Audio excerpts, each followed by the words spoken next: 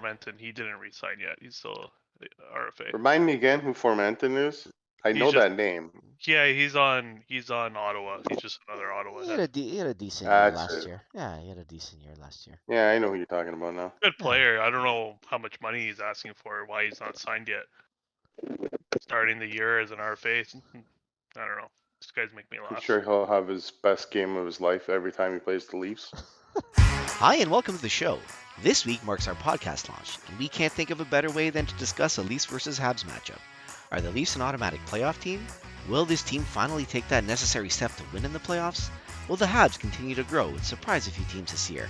Or will they battle for the basement? The season has finally arrived, and we couldn't be more excited to share our views and perspectives with all of you. So please, take a load off, relax, and welcome to Hockey for Fanatics.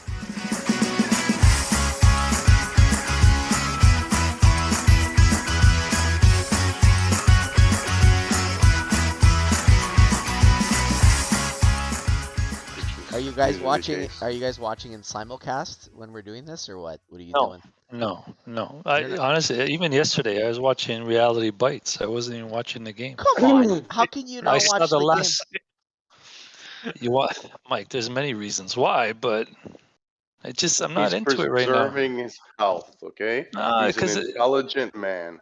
They're also in a no-win situation, guys. If they win, they're gonna say, big deal, let's see. And then if they lose, you see, like, look, they're crap. I knew it. So it's like they can't do any wrong and they can't do any right. It just. Well, I don't know. I don't know if they can't do any right. That. Like if they won, then it's like, okay, I understand what you're saying, Dave, because they're expected to win. So it's like all the regular season success that they have means nothing to anybody at this point, because we know that they're a good team when it comes to regular season success.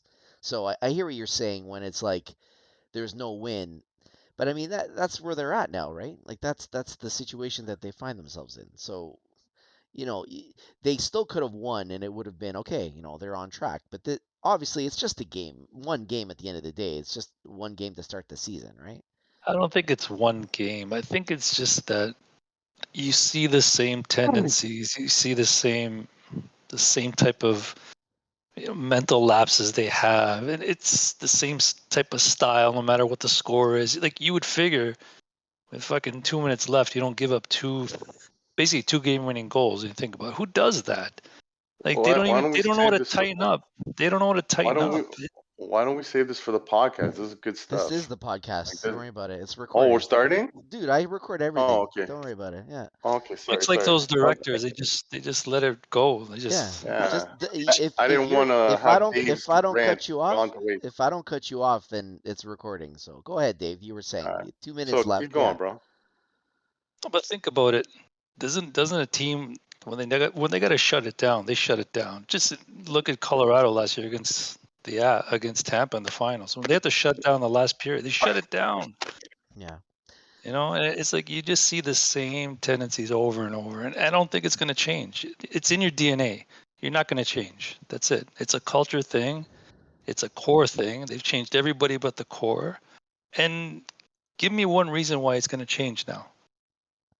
It's not. Well, the only positive you can, I guess, take from it, or at least try to focus on some positive, is that eventually someone's going to get it through their head that enough is enough, right? Like, you have to find a spine at some point in time where you say enough is enough, and that's like those gamblers that keep losing. They say, no, eventually I'm going to hit one. I'm going to hit. Exactly. There's no guarantee you're going to hit. Well, you got to change something. Yeah, I agree with you're saying. Okay, but this goes back to what I'm saying. Like, I watched that Colorado-Detroit documentary on last weekend.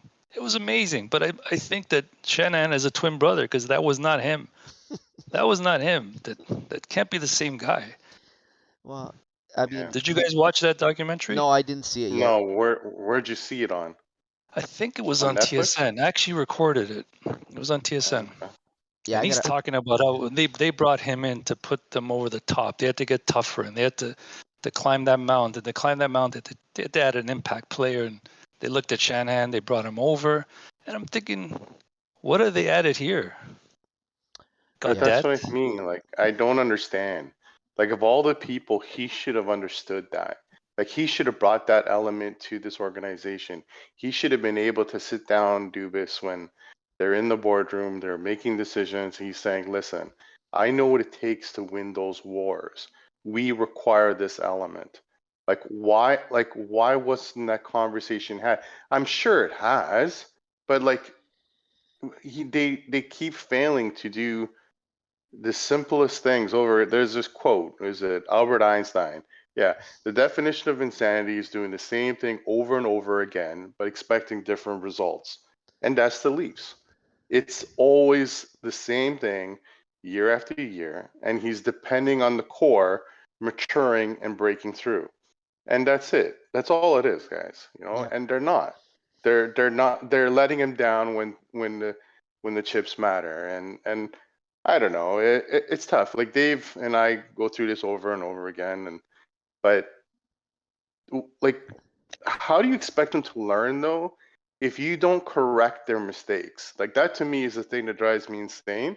They do the same mistakes today that they've been doing for the past 5 years. What do you mean? And no one's holding them accountable. Example. What do you mean? Okay, so the first game of the year, right?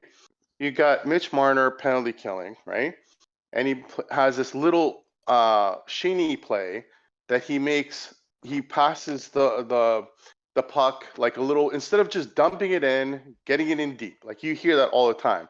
Just dump it in, getting in deep. Don't fiddle with the puck in your own zone. What does he do? He tries to make this little pretty play, because for them it's puck possession, right? The Leafs are always like pushed into their heads. Puck possession. Don't give up the puck unless you have to, because they're not a team that goes out and wins battles, right? They're not a team that goes down and dumps and chase. They don't do that. So they want to hold on to the puck as much as they can. So Mitch Marner, what does he do? He's in his zone, penalty killing. He does a silly little play and passes the puck into Justin Hall's skates. And Justin Hall's not even prepared for this. What happens? Turnover, boom, scoring chance. Caulfield has a beautiful opportunity. Luckily, Murray makes a save on the power play. Like, that should never happen. And this is Mitch Marner that's made mistakes over and over again in the playoffs when it matters. If you're doing those little things, it's the same thing. And then, like, 5 minutes later, what happens? Again, like on the power play, you got Muzzin and then another forward. I believe it was Kerfoot. It's right beside the blue line. Instead of one of them making sure that that puck is over the blue line and out, Kerfoot's gone. He's already blown through past the defender, like looking for offense. Muzzin is like pushing forward, like he's a defenseman. And what happens? He doesn't get the puck out. The puck turns around, and again, another beautiful scoring chance. It's just like, what are you guys doing? You're playing shinny hockey. Morgan Riley, I don't even know how many times he gets caught 2-on-1. Like, I don't even know. Like, what are you doing? He's behind the opposing team's net. You mentioned Riley. It's funny you mentioned that. Like, on the goal that, I think it was the first Caulfield goal, I believe, where Riley pinched in exactly like you said. Like, he was literally behind the red line, behind the net. Yeah. And then Anderson hit him and separated him from the puck, and then the puck ended up going the other way. But when I watch the replays again, like, I always try to analyze, like, how did this play happen, right? Because Montreal ended up on a 2-on-1 there, and I'm like, where did the breakdown occur? Because we saw that play developing. If Riley goes into the corner, I don't want to pick on Austin Matthews, but when I watch the replay, he's really got to have an awareness that his defenseman is pinched there, and he's got to be like, when I watched the replay, I couldn't help but think Matthews has got to be aware, and he's got to be getting on his horse to get back before that happens. But he had literally committed to an offensive play, so he parked himself in front of the net. But I'm like, dude, you're like the last man back. If that defenseman loses that battle, you got to be first to get back. And he tried to get back, but he had already committed to that offensive play. So, but I guess that's just the way the style of the Leafs are. They're an offensive team. They're going to try to beat you, on the scoreboard first. They're not going to play defense. That's just who they are. That is who this core is, right? No, but you need some, like, just hockey IQ, right? We talk about it all the time, hockey IQ. What is hockey IQ? It's 30 seconds left into the period. You're up by 1. What are you doing pinching? Like, what are you doing? Like, let the clock run out and go into the room up by 1. Instead, you're pinching, you get caught, they score. Like, those are type of things that happen over and over again. Like, Riley, he doesn't learn. Like, listen to what you just said, right? Mhm. Matthews backing him up. In a normal situation, 100%, that should happen. When that doesn't happen 4 times a game, wouldn't you say to yourself, you know what? I'm going to stop getting that minus every time on the ice because these guys aren't covering for me. I'm going to stay back Right. and learn. But he's not. He doesn't care. Like, this guy's supposed to be one of the leaders on the team. He does not care. He's a forward playing defense. He has no defensive responsibility. He does the same mistakes over and over again. The goal by Caulfield, the other second second goal, one? Yeah. right? Yeah, it was another, like, it wasn't even a 2-on-1. He just, like, Yeah, that it's a 3-on. Riley. It was a 3-on-2. Yeah, yeah. Yeah, like, Caulfield was Riley's man. Everyone else was taken. Instead, Riley, he doesn't know how to play defense. He puts a stick down and blocks the pass across. When those guys are both covered by, like, their teammates got their guys. Yeah. Riley, that's your And I man. don't think The most, Caulfield's gonna pass the puck when he has the chance to yeah, shoot. Yeah. who's the most dangerous guy in this situation here? Yeah. Caulfield. Like, if Boston Matthews is coming down the wing, what do you think the defenseman's going for? Yeah. Come on, Bunting? No, he's going to make sure that Matthews, you take away your biggest The threat biggest always. threat. Yeah, Yeah. absolutely. Yeah. So if I see Caulfield, I'm mugging him. Just get in front of it. Do something. What does he do? Like, it's just such, like, to me, all that says, it's lazy. He's so lazy. He's just like, you're gonna put a stick across to pretend to make an effort to block the pass across. Like, what are you even doing? Like, all you have to do is just move your right eye and see, okay, there's 2 guys here. Both of them got my guys are on them covered. Let me take the shooter. That's it. But he's not stepping in front of it. Hell no. I'm not putting my body on the line. No way. I'm not taking a I bruise. think at this point though, like, we know what Riley is. Like, that is what he is. A joke. He's not gonna. Yeah, like, he's not a number 1 D. Like, what, Dave? What would you consider Riley? Like, if you had to classify him as a, what Man, what role would he play on a team? which team? Give me a team. Any team. Well, Like, the reason I'm if you're asking is gonna, because yeah, go. no, the reason I'm asking is to me he's not a power play guy. So take him out of that. Is he a penalty killer? I don't think he even plays a penalty kill that much unless one of the He did a regular little guys bit is in the last year. box. Yeah, in case one guy's in the box or he's on the second Exactly. unit.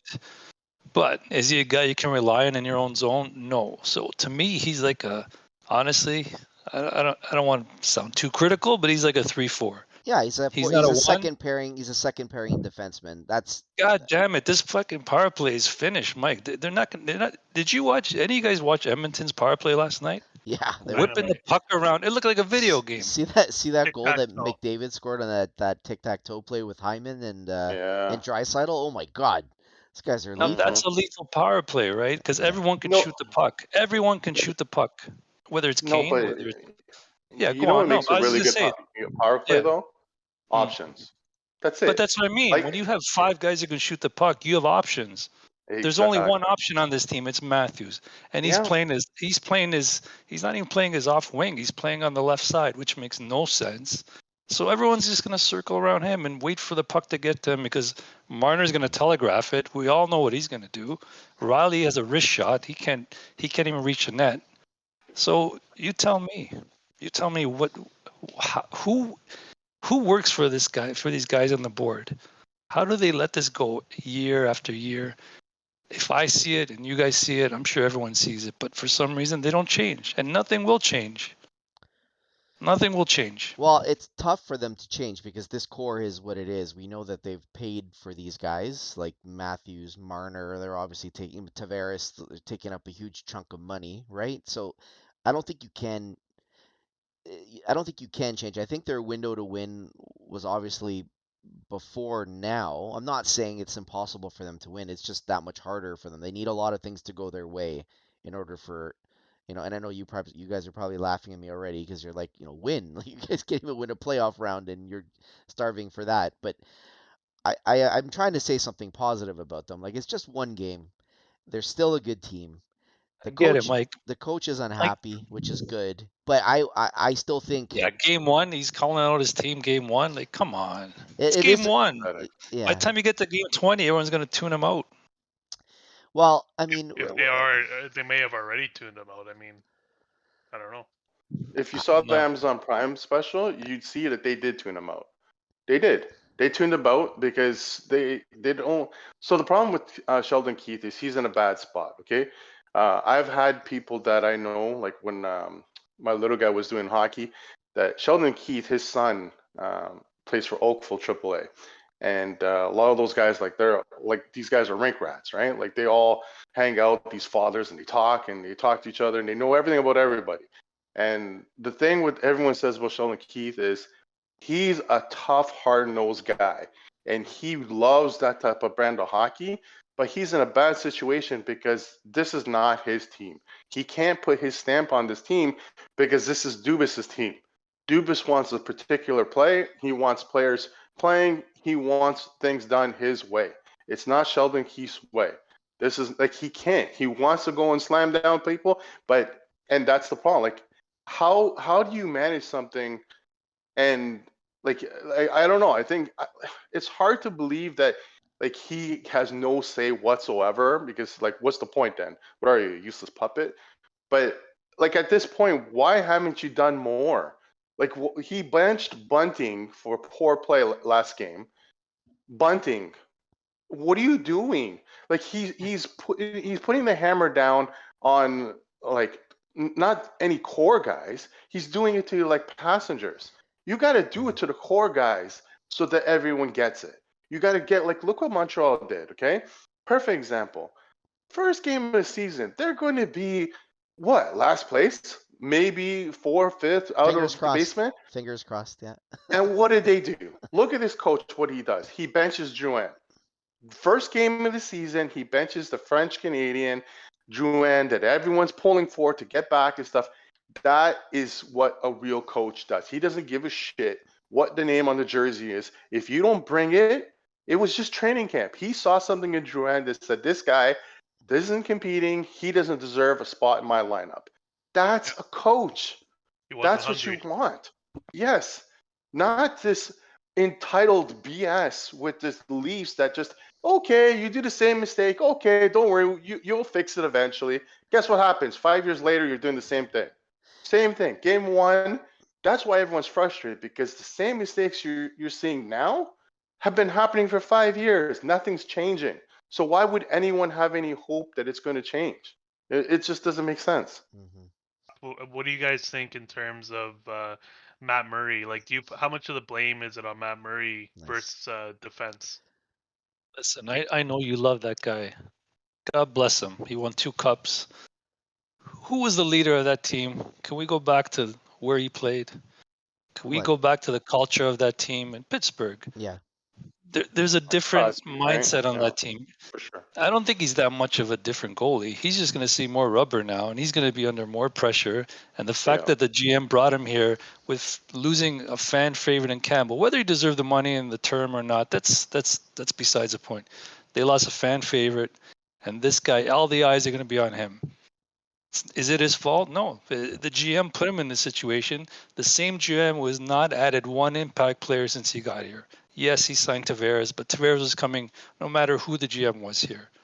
So what the fuck has this guy done in 6 years to make this team better? He's given up draft picks. He has no prospects. He's got no cap space. Actually, well, he has $4, which can't even buy a burger now. So you tell me how this team is going to get better. Yeah, because I thought Matt Murray played decent. I mean, there was a few weak goals that he probably let in, but I mean, the defense let him hang and dry, especially on the last play of the game there, where the game-winning goal by Anderson. You want a goalie to stop that though, Giancarlo. You want a goalie to stop that, but I mean, how is he going to stop it when Hall is screening him? I don't know. I thought it was a savable shot. I mean, it's a nice shot. It's a nice shot. He couldn't see anything. I'm not saying it's a bad goal. I didn't say it was a bad goal, but screening him. Muzzin's just what kind Muzzin of pass? passed in the puck. You never pass down the middle. Like I don't know. I watched that play. He blocked the shot, and he just tried to get it out, and it just happened to obviously it was a bad play when you watch it on the replay, but I would just say that I would want your goalie to stop that shot. I know, it's a good shot. It went off the post and in or whatever, and it was like a broken play, so it was goalie didn't really get set. He was moving the other direction. If you watch the replay, he wasn't even sort of square to the shooter because of that turnover. But I think that the first goal, like if I evaluate Murray, I thought he only gave up one soft. I wouldn't call it a softie. Like I still think Caulfield can shoot the puck really well. That second Caulfield goal was probably savable. Should have been saved, I guess. But I wouldn't blame Murray.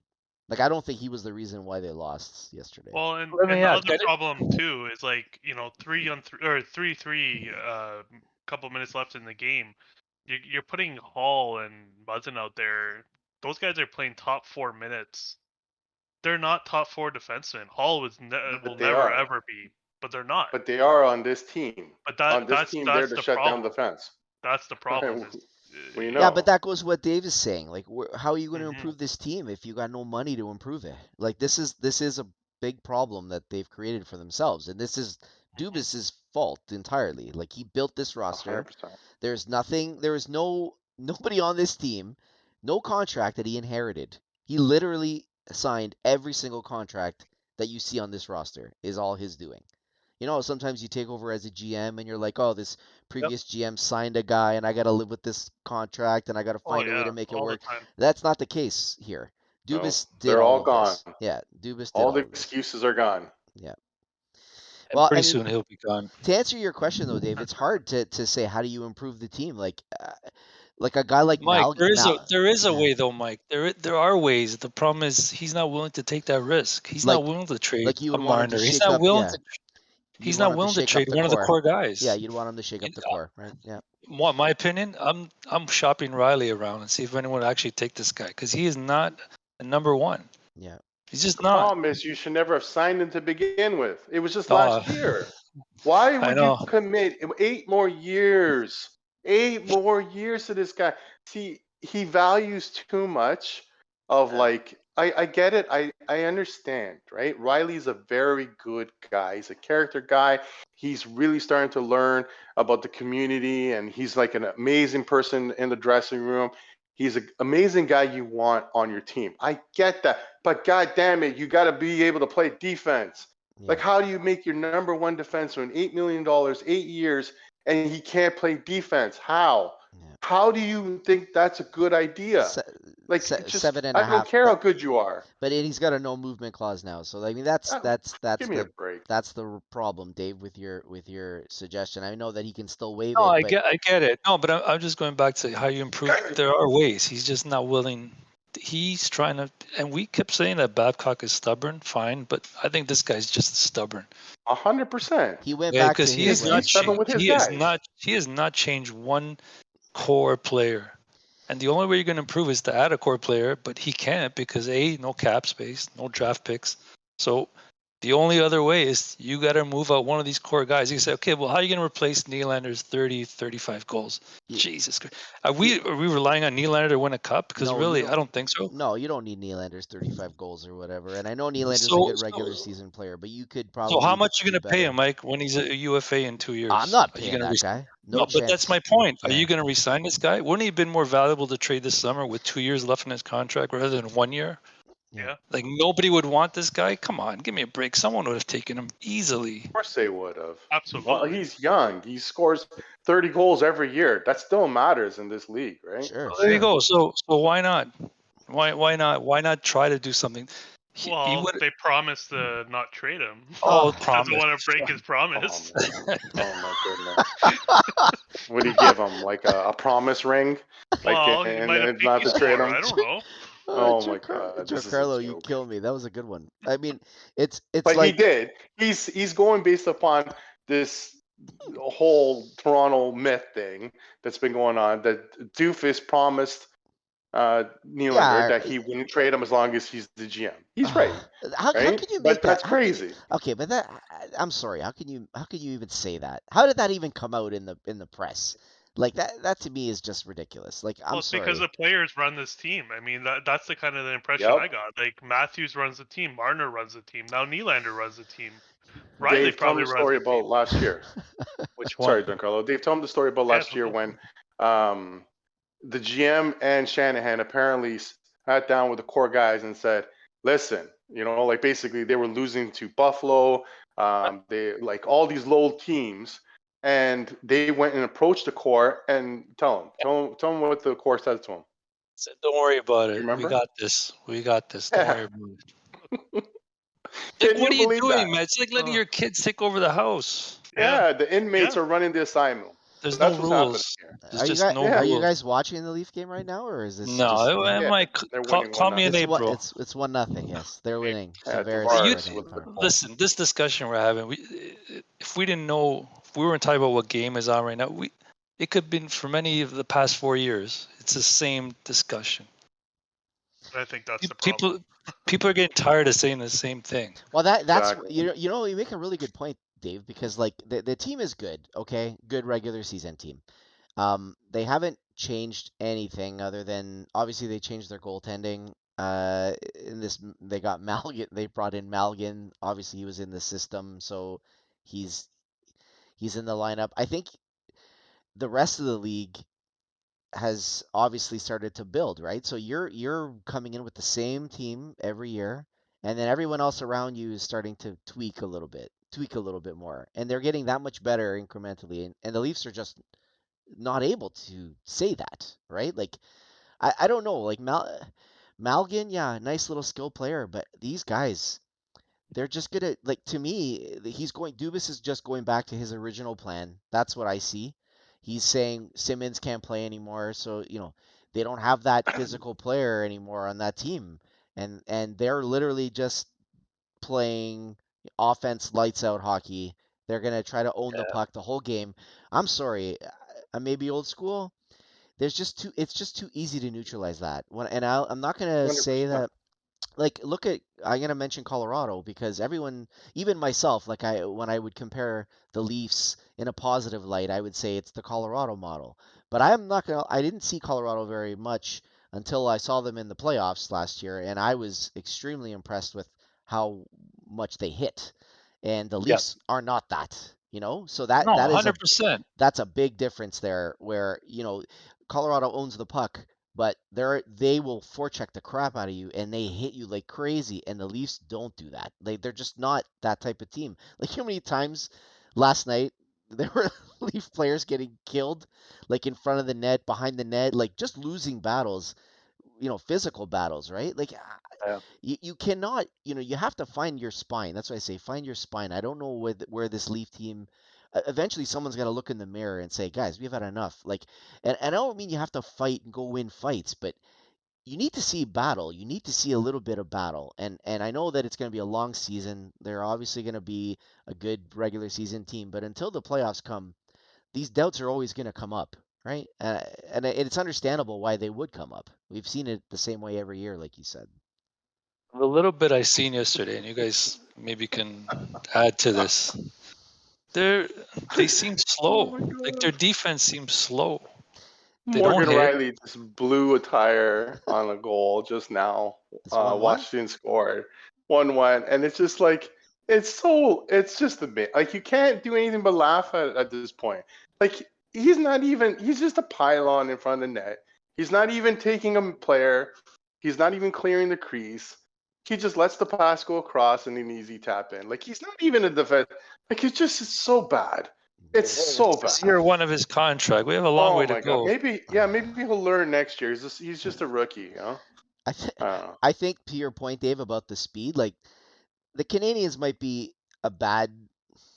Like the Canadians are playing so loose, they're really not playing with a system at this point. Like St. Louis even said, he's not really caring about the mistakes that they make. So Montreal's playing kind of loosey goosey, right? You know what I Yeah. mean? Like Yeah. they're playing without any fear that way, where they're not like they're still being defensively responsible to a point, but the coach has given them the freedom to make mistakes. That's the way he puts it, right? And they've got a very young team, and they're Yeah. obviously, the transition was pretty quick. You could see that from Montreal last night. Like there were a lot of times where the Leafs got caught, but that's because I think that they were trying to push offense, and then all of a sudden one pass, and then the Canadians are off to the races. So When I look at it and I look at the Leafs defense, honestly, there is not one player on that defense that I honestly, the only guy that I liked was Giordano of all of them. Like I Yeah, actually he's like old, He looked man. old last night. He looked old. he did, but he's the only one that of the whole bunch that I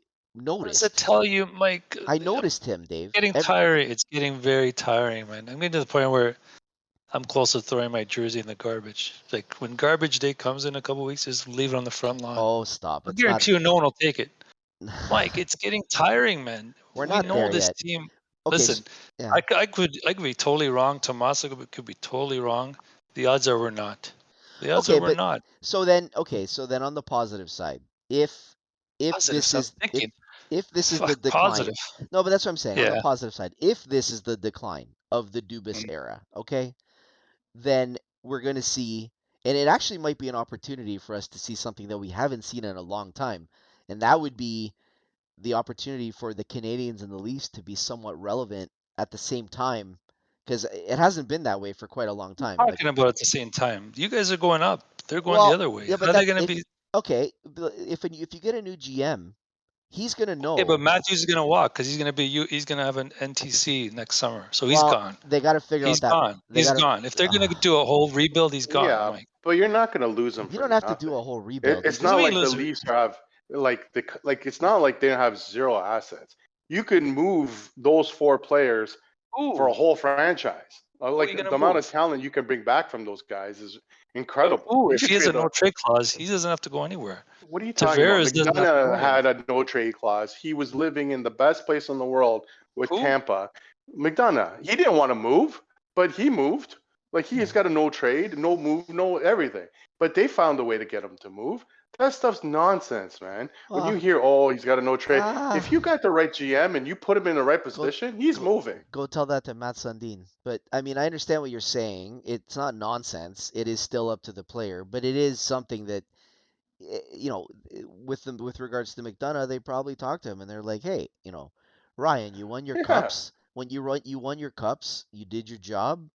It's time for you to go and Yeah. play. Where is Yeah. he, in Nashville now? Like you don't Do you really. want to play in Nashville or do you want to play in Arizona? It's an That's easier Well, he did. basically sell. what he said. Yeah, he didn't want to Yeah. You go, know? but he also he did his time there, right? He won a Yeah, cup there, 2 yeah. cups. So I Yeah. mean, But he But that's understood the what you need to situation. do. You need real Okay, but GMs here, with Paulinis.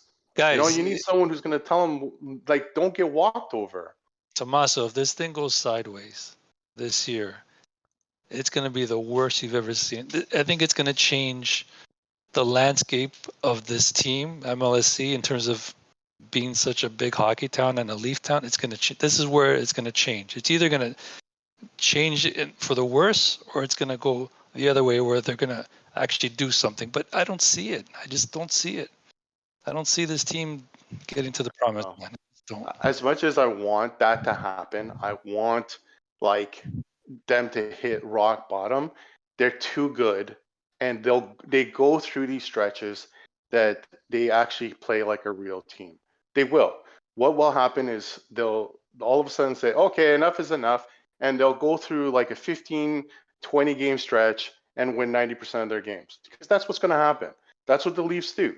Every year is the same thing. They don't care. They don't show up against particular teams. It's just in their DNA. They can be bothered. But then all of a sudden they'll be like, okay, they decide to play and they show everyone like this is what they're capable of playing. Because when they have it in their mind to play properly, they're a pretty damn good team. They are. We could put all the excuses aside, but they're a very good team when they want to play. I think it the depends on proper what you way. think a good team is. What's a good team to you? A team that Well, possesses the. good regular season What's a team. good team? Sorry. I don't care about that, man. I think no one cares anymore. No, they're not. Because you know what? Here's the thing that really drives me nuts, okay? Every team in the league, every player in the league has one thing in their head when they play the Leafs. You want to beat them, you play them hard. You outwork them and you play physical. That's it. That's the bare minimum. And you're going to beat them.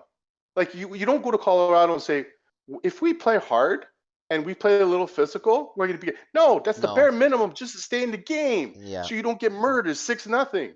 But against the Leafs, if you just play hard It doesn't matter if you're a last place team.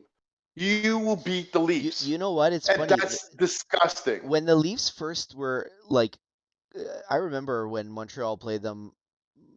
I think it was Claude Julien was coaching the Canadiens. Or actually, I don't know if he was with Boston or Montreal at the time as a coach, but I remember a comment that he made where when the Leafs were up and coming and they were a young team, you're still learning about those players and what they're capable of. And Julien used the word like, these guys will burn you. If you don't give them that space, they'll burn you. And I think that mystique has evaporated over the years, right? Where everyone else starts to see, like, and Dave's used the word before, labeled. They've been labeled, right? And he's used it years ago, right? Where, and that's really what it is, where they don't fear you anymore. The opposition doesn't fear you anymore. They actually, it's quite the opposite. They come after you because they know there's going to be no pushback, right? And that's, I think subconsciously that also makes the opposition grow, right? Where it doesn't have to be a fight. I'm not talking about fights and winning brawls and stuff like that. But when you're going into a battle, and you know that the other guy's going to shy away, you've already won half of the battle. You know what I mean? Well, Pittsburgh had a few years where that was the case too, and those were years that they went out in the first round. So yeah, I can relate to that, and I do see that in Toronto as well. Yeah, they've Toronto does remind me of Pittsburgh a lot in some ways. I mean, they really do. well, okay, Pittsburgh. In what sense though, Giancarlo? What do you mean? Just the speed and the flashiness and the scoring. They got the Well, skill. They scoring. have the They skill. got the Sure. skill. Yeah. You They know, have the entertainment value. they right? have the entertainment. I don't. They don't have the same leadership as Pittsburgh has, of course. And Yeah. I mean, there's always going to be the differences if you really want to pinpoint it. But I do see some parts of Toronto that remind me of Pittsburgh. More a couple Yeah, years but ago, I think. But I don't guys, know. like, what are we talking about though? When the other team is hoping to play you in the playoffs, they're Mhm. literally on in media day. They're talking Habs versus Leafs. This is the team we want to play against. This is what the Habs are saying in the media room. Like, Yeah. come on. They're literally saying this before the series starts. I can't wait to play them. This is the team we want to play.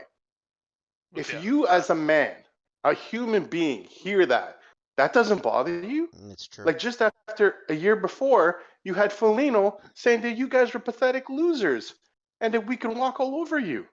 That doesn't bother you? That doesn't eat you up and want to run through a wall to beat these guys? Like, I don't understand. Well, that's Two why I one. say don't get it. That's why I say the spine of that team, right? You mentioned What's fine? Well, there isn't one at this point. I think there is something. When I watched that Prime series, I watched it a few weeks ago actually, Oh my God. and I'm and going to throw up. and Morgan Riley again. Sorry. no, did he I, give up another one? he- No. no, he's Oh just my God. I'm going to throw up. pile on. Johansson scored such a soft goal on Samson. Oh my God. Boy. Brody shaking. Morgan his Riley head. literally just stood there, and he took a shot. He didn't even take anyone. He just let the shot go, and he let soft go. Like, oh my God, this should be called the Morgan Riley on the spot podcast. How that not to that play giveaway defense. from Brody Right. wasn't any better though. That giveaway was Oh awful. God, sorry, Mikey. No, Continue. I was gonna say, like, when you watch the series, the biggest thing for me was when they acquired Foligno at the deadline, and he was the most vocal, like, in the room. Okay, no one talks in that room. Like, that room is quiet. Like And what I said, Mike, yeah, about I know they're a quiet team, man. they are. They But are. and I remember there was a part, Tommaso. I don't know if you remember this, but Foligno's first game, and I can't remember who they were playing against, but he was going to get into a fight. Like, he was chirping with somebody, and somebody came at him, and he didn't back down. Like, literally going nose to nose with this guy, saying, The you want to Winnipeg. you want to go? Let's go. I can't remember who it was. You might be right, Dave, but it's not. It doesn't really matter who. What matters is I that understand. No, when he got back to sorry. the bench, Sheldon Hmm. Keefe came over to him and said, "Hey, I don't need you to fight." Right? And then Foligno looked at him Yeah. like he was crazy. Like, Foligno looked at him like he was shocked. Like, my Yep. like But is it because he had a bad back already? Like, I no, don't know. no. Like Well, that maybe. I mean, I don't that know. might be. But and then Keefe said, "Hey, you can do it if you want, but I don't need you to do that." That's what he said. And Foligno was like, "Okay." Like he was Because like Foligno only knows how to play one hard. way. Yeah, he That's plays it. hard. Yeah, he plays hard, but no one else did. So Like Nope. Leno tried, he wanted to resign here, so he obviously liked it here. No, why did he like it here? Because it's a country club, it's loosey goosey, it's everyone's having a good time. I don't know. Like I I don't think know. he I didn't watch saw. this thing. Yeah, I don't want to watch it because I've seen the movie for 45 years. It's getting old. Yeah. it is tough to You see it, watch. It is tough to what watch. you see on the ice is you can already envision what goes on behind the scenes. You There's need no there's no accountability. Tommaso, I think it was Tommaso said it. Nobody gets benched. No one's. Well, They Bunting made does. Bunting. Out of all people, the guy's making $900K a year is getting benched. joke. Like, come on, Exactly. Marner. I think Marner. See, I saw the highlights. Was it Marner who passed it back to the point and they scored? Is it the second Caulfield goal? I think it might have been Marner that fucked up. No, Why didn't he Bunting. get benched? No, Bunting. But Bunting I screwed think that up. Marner did a back pass as well. I saw a highlight of him. I just The one that Bunting got benched on was when he tried to do the back pass and then Matthews had to try to dive to get it and he couldn't reach it and then Caulfield was off to the races. That's the one I think that you're thinking of. But maybe Marner did another one. I didn't. I tried to watch all the goals before we did the pod tonight to see if I could break them all down. I didn't recall that one, but I mean, I don't know. This core, there's something wrong. There's something weird. There is just I I like I don't need everyone to be like wild animals, but you can't all be nice guys all the time. You can be a nice nice guy guys. on the Yeah, microphone. You can be a yeah. nice guy on the microphone. You can be a nice guy when you're talking to the media, giving an interview, or you can be a nice guy when you're doing that or you're doing a commercial. You can be a nice guy, but you can't be a nice guy, when you're going nose to nose with somebody. It's just not going to work. So I just see that they don't have enough of um that Yeah. fight. I call it battle, that fight. And you can't build Doesn't a help. team It full of doesn't help that, when but doesn't help when the guys you brought in to mentor them were Marlowe and then Joe Thornton, especially Yep. Marlowe. Okay, So that was a huge mistake. Huge. That's so why to if the Habs would have got Bergeron, that would have been great. That would have been great for them. Perfect guy. yeah, but well, to your point, you and Mikey's point, let me ask you something, okay? If I told you there was a GM in this league, I'm not joking now, okay? A real GM, he went up to the mic and said, I didn't really grasp, like I undervalued physicality and leadership. Like, would you believe me that an NHL GM would say that? No, because that's nuts. An yeah. NHL GM saying that would be nuts. It's like, how are you employed? Well, we know But that we that's know what Dubas said. we know that they use And analytics but though, what did right? what did he do to address it? He gets fourth line players Well, he got that play Simmons. seven, He got yeah, Simmons. fourth line players. Yeah. And It's then 7, 8 minutes. and now he's People going washed up at the end of their and career. now he's going Those are back the guys that are going to be your leadership and physicality. and now he's Come on, walking away from that model, right? That's the one thing come on. that like if I'm a media member, I'm gonna call him on that because I'm gonna be like, wait a second, you talked about leadership. You brought in Spezza, you brought in Simmons, you brought in all these guys. They're not here anymore. So who is your leadership team? He's gonna say, Because oh, our it was guys a grew, right? farce. It was a farce. Yeah, He didn't believe it. That was Shanahan or someone else yeah, telling him that he needed it. That's not what he believed in. Because if he did believe that, he would have had physicality in your top six, not in your bottom That goes back fourth to what I was line. saying. Like, why doesn't someone? Because I think it was after they lost to Montreal. They had that huge conference, and they were talking about how it takes time to get there. It happened in Detroit. It happened in Washington. And I'm thinking, but those teams, especially you, Brendan, you were at it to put them over the top. And it worked. It worked. He added a different element, but he was also a top six forward. Maybe he was on the first line, I don't remember. But what are you guys adding? Like, this team obviously needs something, yeah. and you're not giving it what it needs. And they got Why? lucky with Bunting too. I mean, they brought in Bunting, Well, and we'll see he how had much the he year has he for had. next year. But Bunting, you put him on any other team, he's not getting that many points. Yeah, we He's know just not. Bunting. We know Bunting is a product of where he's playing for sure. Yeah.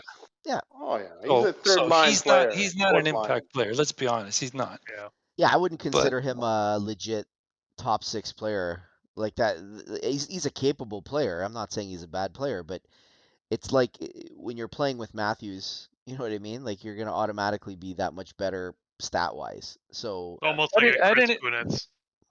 Chris Kunitz, Wow. Who? Kunitz? Yeah, almost. I Kunitz would say was, Kunitz is a much better player than Bunting, though, buddy. That's not but what he's saying. Like, and I that's yeah, coming he's a from a Leafs fan. complimentary piece. No, I get it. But adding an impact player would have been adding like trading from Matthew to Chuck. I'm not saying Oh, that should have happened, but I'm saying that's the type that's of the guy type of guy. Yeah. that would. Yeah, so but why not? If Dave's right, you can move Nylander. Nylander would have been a first piece into he would have been trading a for starting Kachuk. point, but yeah, Yeah, and hell, if 100%. they could have got rid of Riley in the same process, I think that would have been a win. I think the Leafs Yeah. could have made a package for Kachuk. I mean, when you look at what they got for Kachuk, the Leafs could have come up with something similar. They could have. Yeah, you could have. He you're just right. doesn't want it. He doesn't want to change. He won't. He won't, because then that would be admitting that his model was wrong. He And did he's say going to that. be He has that firm. quote saying he's wanting to put his career on it. That his way is gonna work. You Yeah. tell me that's not stubborn. No, it's not. He just says, like, this is, like, I'm going to leave the league. I'm going to go out my way. He's Yeah. basically, that's what he's doing. And Dave said, to his point, everyone said about Babcock's stubborn. He was. Babcock was stubborn as a mule. But Doofus is just as stubborn. Like, it's so bad. And I don't know if you guys heard the whispers about Bunting. Like, you guys were just referring to Bunting. I really hope this is not true. But they were saying that they've opened up negotiations with Bunting. Yeah. And there are rumors that in order to keep the AAV down, they're going to make it a long, so it's going to be like 8 years, Oh boy. $3 million. So Yeah. similar to what they did with in Tampa. What's his name?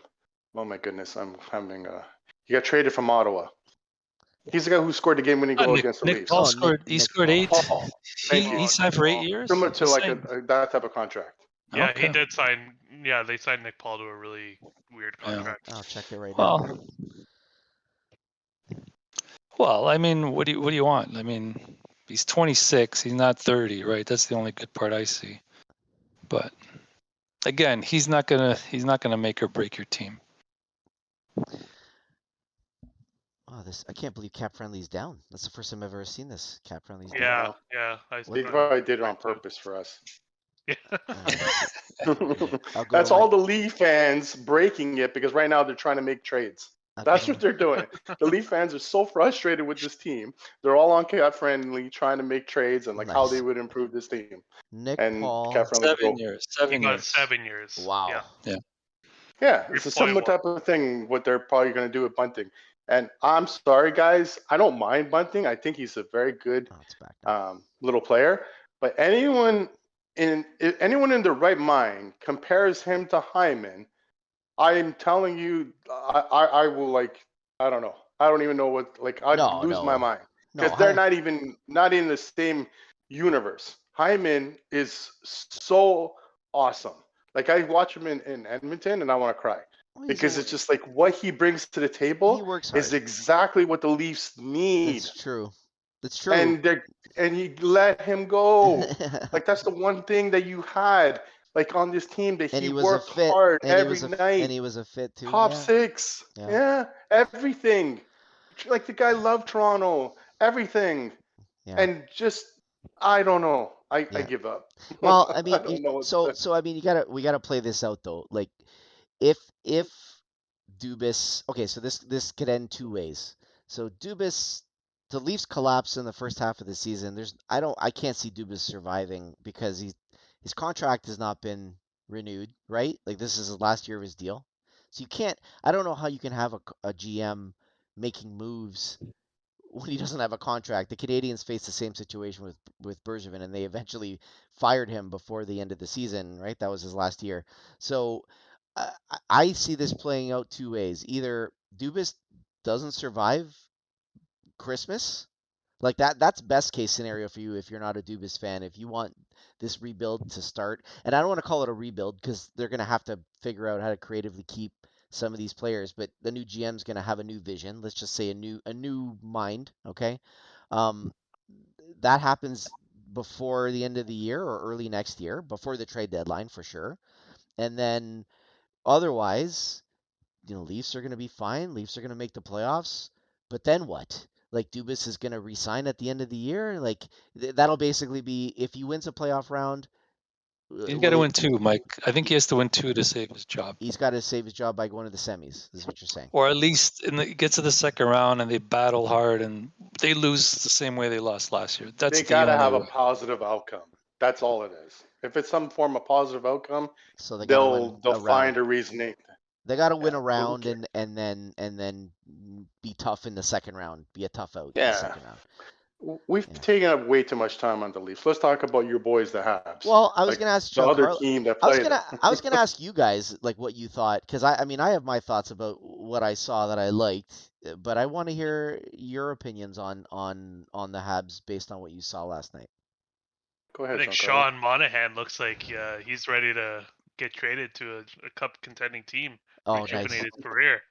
So Keep I'm him, Mike. excited for Sean Monahan. I really am. I think he's a fantastic player, and I've already said that in previous podcasts. And it was nice to see him. I don't know if I was a Habs fan, I would be excited over this team. I don't expect them to make the playoffs or even compete for a playoff spot. Like they should finish bottom 5, but they have a lot of exciting pieces to watch. Like those 2 guys on defense, Gooley and I'm not even going to attempt saying the try other it. guy's name. Go Oh, you go. gotta try. You gotta Yeah, try. give us a Just And call him shot. X. Just yeah, call him X. X. Yeah, That's it. X. The X Man. Yeah, that's it. That's the easiest thing. His name is Arbor Jack Guy. They call him Jack I Guy. would have So, never said that. yeah. Yeah, perfect. Arbor The Jack. I Costco don't know if I'll employee. ever be able to say it, to be honest. I'm just sticking with X Men. Yeah, nice. Yeah. They're exciting to watch. Those 2 are they got a bright future. Gooley, I really like him. I think he's one to really keep an eye on. And I don't know, this Habs team they're interesting to me. They're fast. They're hungry. You know, you got both sides of it. You got the young guys like Caulfield and Suzuki who are trying to make names for themselves in this league, and then you got the guys like Monahan and maybe even Gallagher who are going to Mhm. be trying to push to get traded because they're aging and they want to be part of a team that's ready to win now. So I don't know. This Montreal team they're fun. They're fun to Well, watch that's the beauty of having a team that has zero expectations, right? Like for sure. they're literally playing without any type of, again, I called it fear or not being punished for making mistakes on the ice. The coach is saying as long as you're doing more positives than negatives, he's okay with that. And I Hmm. mean that comes with right now it's easy to play that way, right? Like because that really lets you kind of feel a lot lighter, right? Where you're not being under the microscope kind of thing. But to go on the Gooley thing, man, this guy really showed me something last night. And I always try to maybe I don't want to say like I don't want to get excited. That's the best way to put it. When I look at a prospect that the Canadians have, I don't want to get overly excited because sometimes it's like I think people are guilty of hyping their prospects too much and they actually are looking at it through rose-colored glasses. And Gooley to me, when they drafted him and then I watched him through his junior career and when he played in Team Canada and the juniors and stuff, I would always have hope that he would be a number 2. That would be his ceiling. But I gotta say, his skating ability was much more impressive than I had thought at the Oh NHL yeah. level. When I watched him last night, I was like, wow, this kid's like chasing down pucks and like pinching at the right time. His decision making was excellent. Like this is a young man. Like, you know, I was extremely impressed with him. And He obviously he played played, 22 yeah, he minutes played a lot. as a 20-year-old in his first NHL game. Like Matheson, they just put him on IR today apparently, so he's going to be gone for a while. They called up Corey Schooneman to replace him, so he's going to end up. So Gooley's going to end up getting a lot more time to show what he's made of. And this, honestly, I'm hesitant to call him a number 1. I'm not going to call him a number 1, but it gave me a glimmer of hope when I watched him play that he could develop into something that would resemble a number 1. I'm not He's saying got he's all the like potential in the world to become a number 1. like we're not He's got to talking do it, we're but not talking Kale McCarr number 1, okay? Because Kale McCarr is a freak, but I'm yeah. talking like every team has sort of their own version of a number 1, and I would be hopeful that he could step into that role. And he's not like people compare him to Shea Weber. I'm sorry, like I saw Shea Weber at the end of his career when he couldn't move. Like this kid can play. Skating ability, and Yeah. that's something that Tommaso says all the time is how well a player skates is gonna determine that factor, right? And I mean, What did you he's guys got that to it. What did you guys think of my buddy's slack off? Fine. I think he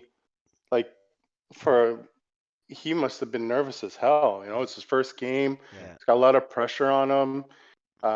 He made some good plays. He made some good back checks. He did this one breakup where he leveled Matthews in the front, and he did some, like, he made this one play. I think it was Tavares. He made him look stupid. Yeah. And I was like, he's got some decent mitts on him, for a big guy. Like, he's not fast, no, but he's a big guy, but he still moves. And he's just a baby. He's going to be a good player, I think. So I don't know. I don't know. I think he was fine. I think Caulfield is what we always talk about. He's got that element that you want. He's got something that separates him from the rest. He's got a shot. He is a perimeter player. He's so, like, every goal he will score will be 2-on-1, overtime, like anything that he will never win battles, and he's just such a soft perimeter player. But you know what? He can score. And Habs need that. Like, Habs don't have a lot of, like, pure goal scorers, like, that can change the game around with one moment. They don't have that. You have a Gallagher that will have 50 shots in one game, and he won't score. Like, that will outwork everybody. Make it 100. But Make it 100. Yeah, he'll never score. Yeah. Suzuki, I'm sorry. I know you love him. He's your captain. Again, I think in a couple of years, if he's your second line center, I think he'll be even better. Like, he's just not the guy. Like, he's a small perimeter guy. You don't want that from your number one center. Sorry. So, and then who do you got with him? Josh Anderson, the guy who loves to play the Leafs. Like, yeah, he seems I guess. Score. Yeah, but I think you keep him long enough to trade him at this point, right? Like, hopefully he stays healthy, and you can trade him at the deadline to a team that lacks physicality. They're gonna have to build up that return for him for sure. Put him with some good players. I mean, obviously, he's not going to be around when the Canadians are going to be hopefully a contending team. So yeah, that's definitely something they're going to have to figure out down the road. But back to Caulfield for a second. Like, I gotta say, and Dave called this. Like, I didn't see it in him. But in my defense, it just goes to show you that you are a product of your environment at some point in time. Like, Caulfield under Dominic Ducharme was a complete disaster. Like, I couldn't believe how bad he was. He couldn't even stay on his skates. Like, I don't understand.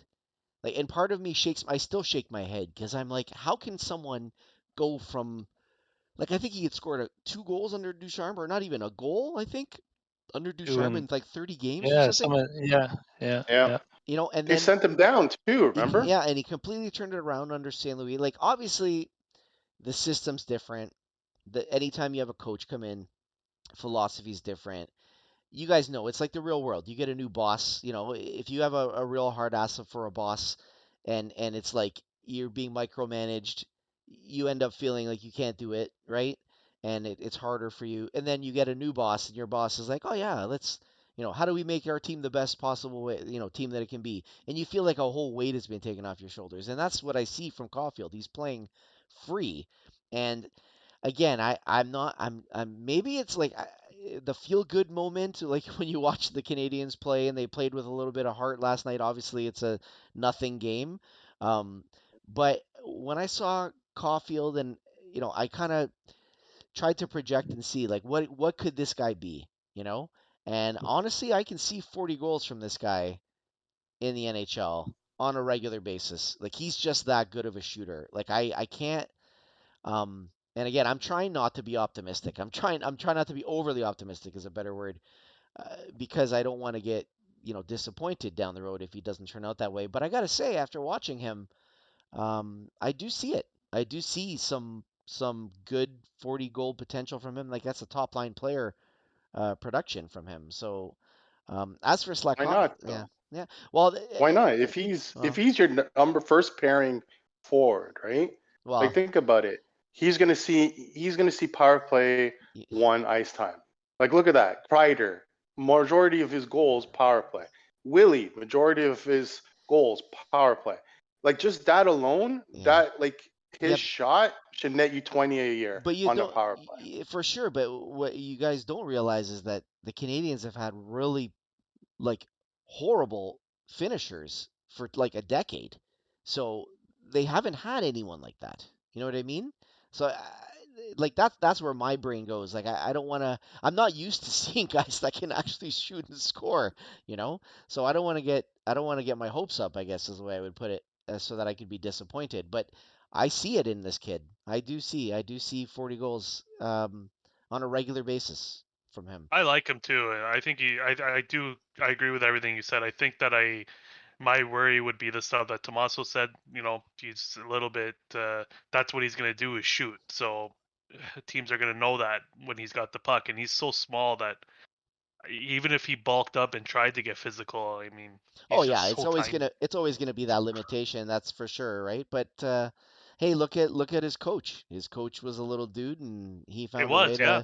to, and they seem to have, hit it off really well. So I just hope it continues. But Players love playing for St. yeah, Louis. They love playing for him. as for Slavkovsky, I mean, I don't know if this is gonna be a long-term thing for him. I still think that for his development, I would prefer that he would be playing more minutes in offensive situations rather than playing on the third line. So he was playing with Gallagher and I think Dvorak, I think last night, I think. Um, and I mean, it's it's okay to give him a taste of the NHL, but I just don't know if this is going to be a long-term thing. I know we talked about it in some of our other pods that um, my solution for him is to just get him out of here because I don't want him to be. And when I say get him out of here, I mean I don't mind him going back to Europe to play because I don't want the extra pressure of being in Laval and the media being so close to him. And if he struggles a little bit, then that's going to sort of play with him mentally. So I don't know how long term this is going to be. I think they're probably going to give him a taste of the NHL, and I'm thinking they're probably going to send him to Laval. They're probably not going to send him to Europe. Uh, and I suppose that that's sort of like it'll be good from a development standpoint to get him used to the North American ice surface and stuff like that. But I still think it's a relative risk if he doesn't, sort of start to produce. And I do see some tendencies from him. I think the game moves really quickly. You can see it. He's got one hand on his stick almost all the time. Like I don't understand how some guys do that, but I guess when you're that big, it's an advantage. So you're kind of using it that way. But man, he's never got two hands on his stick. It drives me crazy. And I just want to see a little bit more offense from him. So I think that when he goes to Laval, we'll see how that translates. Yeah, I would send him to Laval over Europe personally. But I Yeah, mean, I think he gets yeah. his 9 no matter what, right? He this year. Say again. He has. Oh yeah, yeah. Like I mean, you won't want to burn a year of the entry level deal. Yeah. So if Yeah, you I don't keep him think you under want 9 games, I think then that won't count. So but yeah, he'll probably play in Laval. That's my guess. So I mean, he looked okay. He didn't look bad. Like I'm trying to be like a lot of people have been down on him, and I'm not saying he's a bust. You do. I would hope that a first overall pick would be less of a project, realistically. But it looks like he's going to be that type of player. He's going to be a project, and he's a big dude, and hopefully he can turn out to be what they were expecting from him in a year or two. Well, from the few minutes I saw when I broke away from Reality Bites was they look like a Stanley Cup team, Mike. They were Oh fucking come on! flying down. Oh my Well, God! listen, That's Oh boy. if I never watched hockey before and I watched the minutes I saw, I said, "Holy crap, this team is good." No, listen, I love Caulfield. I think he's amazing. I think he's just great. You can say, well, isn't he like? I think one of you guys are saying he's like Nylander. He's just going to shoot from the perimeter. I don't know. I see a little bit more battle in him. I just see it. I think he has a nose for the net. yeah, he does. Yeah. So some guys are just pure goal scorers and will find a way to score. You know what I mean? Like a I think Cicerelli, Nylander like type. a Yeah, Cicerelli he type. reminds me like a Cicerelli type. He's just gonna score, man. He's gonna get his chances. Yeah, he's gonna have some nights he's not gonna score, but I'll guarantee he's gonna get like 5, 6, 7 shots a game minimum. He just wants the puck. He wants to shoot. That's fine. You need those guys. I think you said it before. Yeah. He's kind of like a Kessel in that way, right? Yeah, that's a good comparison. That's a pretty decent comparison. I think he's a little smaller than Kessel, but even Caulfield has some good playmaking ability too. He's not just a shooter. Everyone thinks that's all he does, but he actually has pretty decent vision for a guy. Usually a sniper is a one-trick pony, like a trigger man, but I've seen some pretty good vision from Caulfield in some of his plays. So yeah, that's a pretty good comparison. I mean, maybe a Kessel light, I'd be happy with that. The Yeah. thing you need to see though with Caulfield is like everything's all great now, right? Because no one's going in playing in the Habs and having a game plan for Caulfield. No one's doing that right now.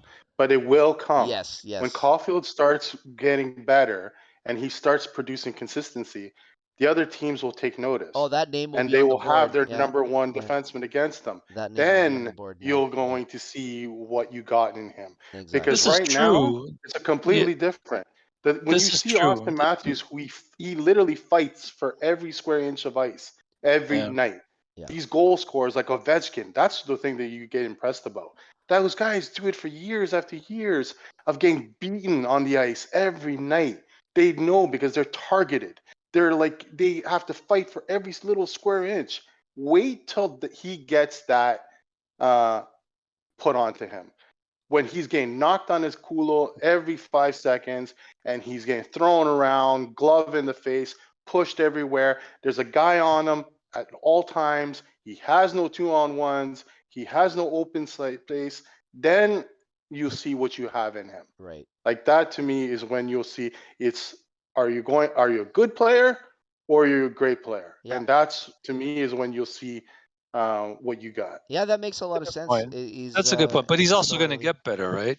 But he's also going to grow. He's going to get better. He can only get better, right? He's just a kid. He's got training and condition. The training and condition that these players do today, like I've heard a story recently that they were saying like the off season consisted of like they would relax, they'd go out drinking, they'd smoke, like this was back in the day.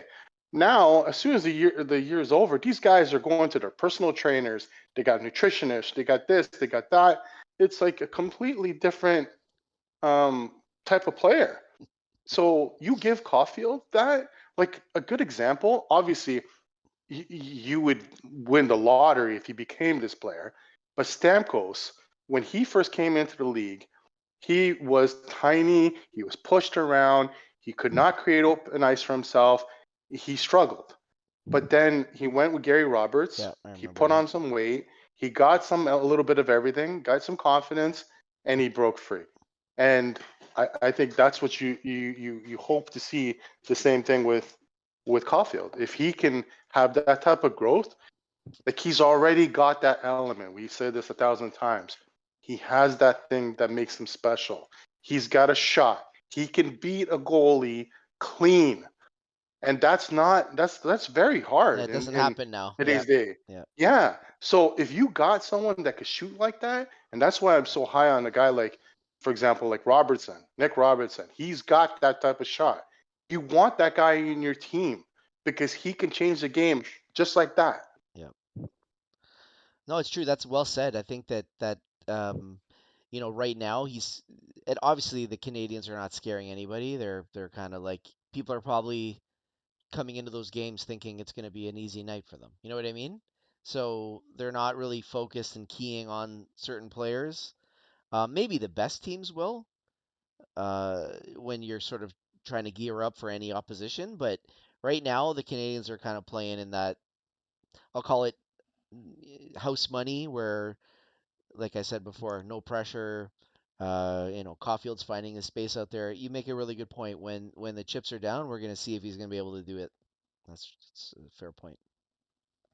Yeah. Hey, Well, Giancarlo, did you know that? Did you take a look at the Rangers score?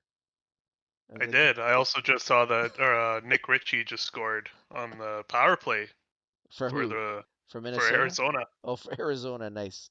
So Ex-Leaf. Rangers are winning 3-0, just so you guys know. Yeah, but they're They playing are. a garbage team, so I mean, they Garbage. should win that one. Minnesota? Come on. Yeah, terrible. Oh, Minnesota sucks. everything's terrible. Oh, and don't look now, but Philadelphia's winning 3-1. I saw that. Oh, keep screwing up your Bedard pick, dummies. Oh, Like, you knew it was gonna happen, man. Like when you got that coach, but the only problem with that is being sustainable. Like they're gonna be all worked up for a good 10, 15 games. Yeah, you're gonna run out of gas. And then eventually it's gonna happen. It's gonna be, F you go block the puck with your face, yeah. buddy. I'm done with this garbage. Yeah, They're gonna go back to old habits. That's exactly what it is. It's like there's a shelf life or a lifespan, whatever you want to call it, where you can whip that horse for a certain amount of time, and then eventually you Yep. can't. It's just gonna look at you like, hey, you've been whipping me for 20 games now. I Exactly. gotta do this for 80? You know, like there's no way. So Oh it'll yeah, be especially interesting these to guys see. that've been used to dogging it for the past how many years have Philly been? Well, Yeah, I it's guess been 2 years, right, Giancarlo? The past 2 years, they've been like, okay, I'm talking to the wrong guy. He's gonna be irrelevant. saying Philly's garbage for the past 50, but I don't even know you're why they were okay. allowed in the league. I mean, Oh my God, you're the best. No, but that yeah, one no, year it's been about 2 when, years. It's been about 2 years that yeah, they've been irrelevant, completely irrelevant. yeah, they just disappeared. They Yeah. went like from like, well, like They weren't don't we cup always talk about contenders, this? but they were a playoff team, and they were one of those teams where if they made the playoffs, you didn't want to play them. you just didn't want to play them. You didn't know. Weren't they pretty good that you first know? bubble season? Yeah, they were. Or Yeah, am I wrong? Am I wrong? Yeah, Yeah, they weren't great, but yeah, they were good. they beat They they Montreal, lost were to the right? right Habs. there, right? They beat Montreal, I think. Yeah, things Huh. were trending up for them. Mon- You know, especially with Carter Hart. Montreal beat Pittsburgh. I remember that. Yeah, Montreal beat Pittsburgh. Yeah. Sorry, Oh. Giancarlo. Yeah. Yeah. I mean, it's okay. Forgive them because of the cups. That's what I always say about moments like that. Mason Marchman's got a goal too, so today's ex-Leaf Oh, score. wow. Maybe Oh, that's the best. Now we're gonna keep hearing it. Marchman Kapanen's is. gonna get one. Come on. Well, who knows? The All right, Habs will be boys. all right, Mike. The Habs will be all right. Well, we'll see. I think if they play like that all year round and you still get a top pick, what more can you ask? Oh, for? I'd be thrilled. I'd be thrilled with But that. Yeah. I think with the Habs, that's why I like what they're doing because their GM. I mean, when you're taking over a team, and especially when you're going to rebuild, you have to have a vision of what you want your team to be like. You can Right. see he kind of wants bigger guys on the team. That's already been known since his first couple moves, and you see in the last couple, like he wants a bigger team. He wants skill. So the next step is you got to instill a culture. Marty St. Louis is going to be great for that. You know, you're not bringing in bums like Marlowe to teach him how to goof off and your whole career where you've been stripped of the sea and you just enjoy the beach. Never mind that crap. You got to instill a culture. And then the third is you got to see that the team grows together. And as long as you draft well, because Mike knows drafting is always the key because you're not going to get every free agent you want. So you draft well, you instill a culture. I don't see how the Habs don't get better. I don't see how they don't. I think this next year is really going to determine whether they'll be relevant down the road. Like they have some decent prospects, they have some decent young players, but every team does, like Yeah. I say. And this next year, like they really should get a top 5 pick. In a perfect world. I know they also have Florida's first round pick, so that could turn in. And I know this is supposed to be a deep draft, so they're probably banking on that. And who knows where Florida finishes, but this is really the pivotal year for. It's amazing to witness because, like, I admit the way as fans we watch the game, it's different than it was when we were kids, right? Like every year you thought you had a chance to win, but now with the cap, you really realize that those windows to win are created based on a plan to win, and you need to have that plan well established to say, okay, this is these are the pieces that I'm going to have. This is going to be my core. This is going to be my salary structure, and then maybe you get a nice 3 or 4 year window to win, where you have that core together, and then we've seen Tampa, keep those guys together, and then recycle their entire third line and still be a good an amazing elite team. You know what I mean? Can I So ask you a question, Mike? yeah, of course. I know you want Bedard. The odds are not with you right now, right? But let's say you don't get him. Yeah. Would you? And I know you guys. I think we all agree that Suzuki's a great second line center, right? Now I don't know if Dubois is a first line center, but would you go for Dubois Yeah, I'm and not. have a 1-2 punch of those two guys? And the only reason I'm asking is, Yeah. you know how hard it is to get a top two center in. Yeah. You know, and there's for no sure. guarantee you're going to get one in the draft. So it's like, would you want Dubois we'll call him a 1A and 1B, whatever. As a plan B, if they don't get a top center in this upcoming draft, that would be ahead of Suzuki in the depth chart. I don't dislike Dubois. I like Dubois. I don't know if he's a point getter, like he's a 60-point man. Yeah. That's the way I look at him, right? And he's also a very physical player, which I like. You need that. You don't always need 85, 90-point men to win. It's tough, though. It's tough to say. If we got him for free, yeah, Well, that would not be. for, well, Well, he's not he's he's an UFA. RFA. No, he's UFA. Is he UFA? I could have sworn he was. Maybe I'm wrong. No. Maybe I I'm thought he wrong. was RFA. No. He's RFA. He's not gonna be a UFA You're right. You're right. because there's no way he's gonna walk for nothing.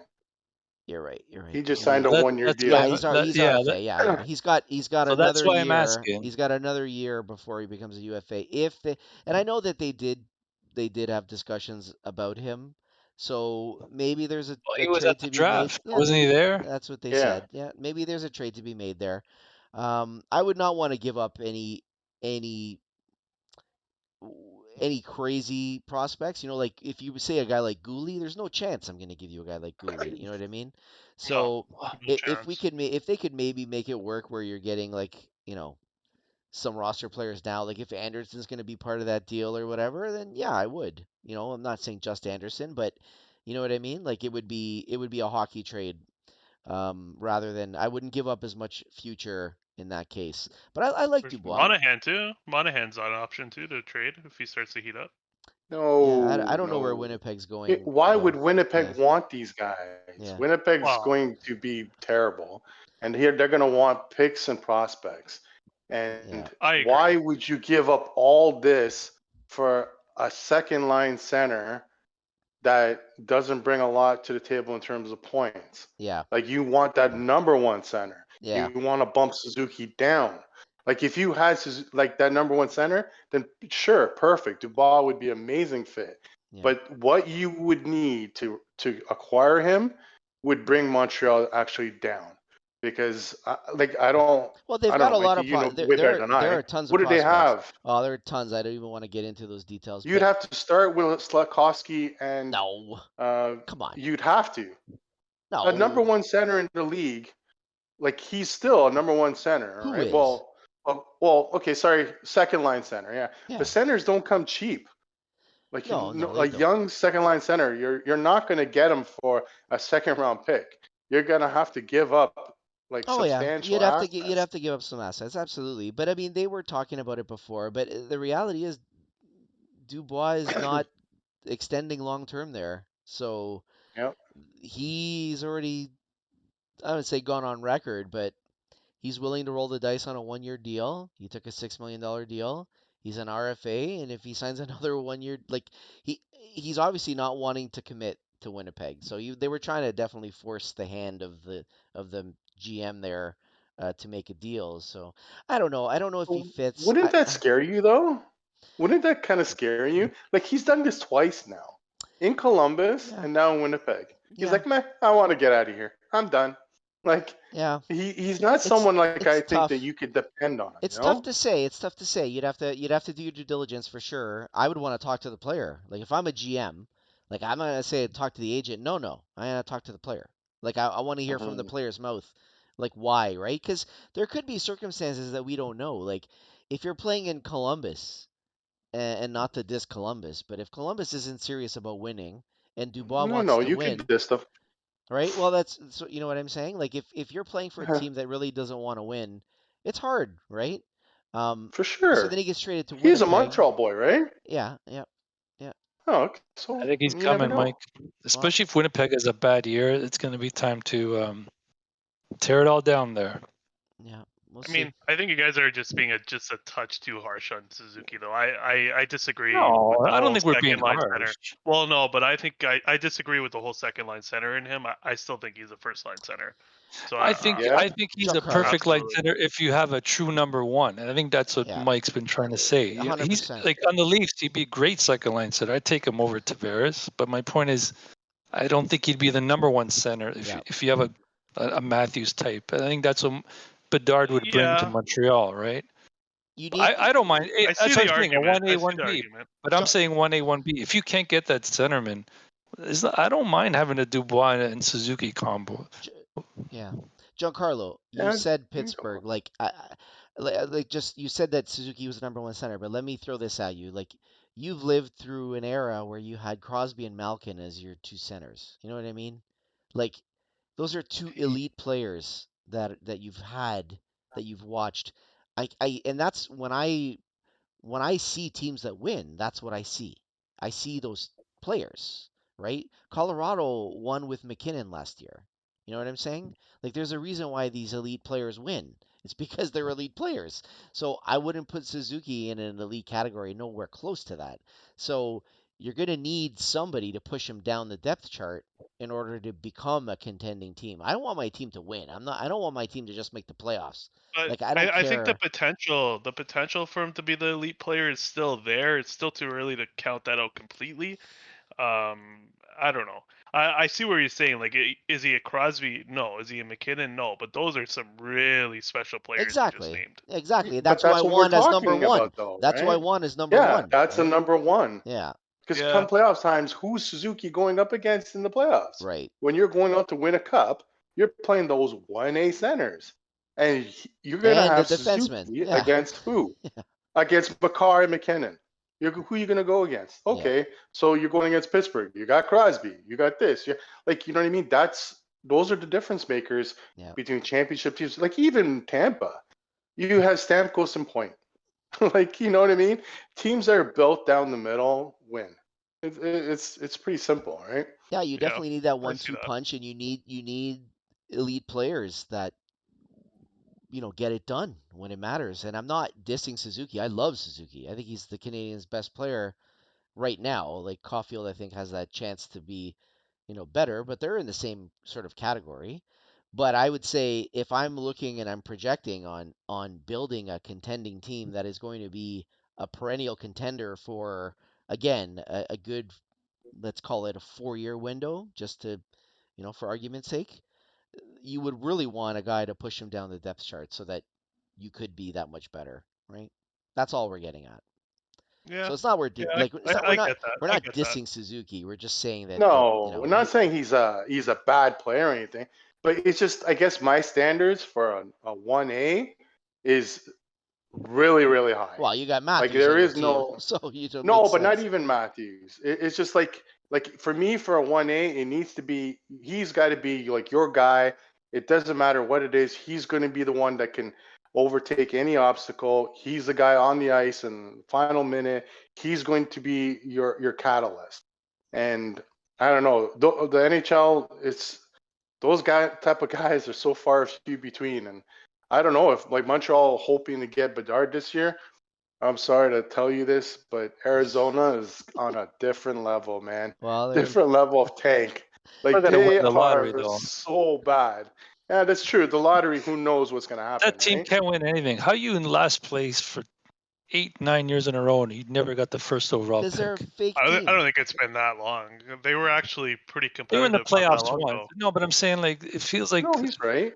the When was the McDavid last time that he was in the playoffs? Dave's right. Arizona? in the bubble. In the bubble, Arizona's been bad for so long. No, they haven't.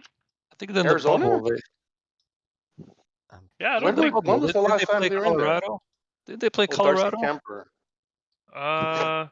They made it in 2019-20. That was the year that you did the play-in. I think they lost the play-in to Colorado. Let me see. Yeah, but then even before that, like, they were like kind of Oh, like yeah. the level of mediocrity, right? They were never I a guess good you're right. team. Well, they were actually pretty good back in 2010. They made the man. conference finals. But yeah, I guess that's that long ago. I didn't realize that much time went by.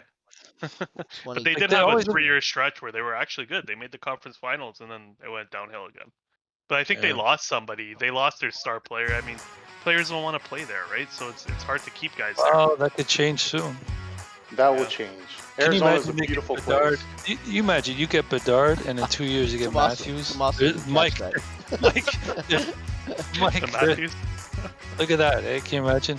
Arizona gets Matthews and Bedard. Oh boy.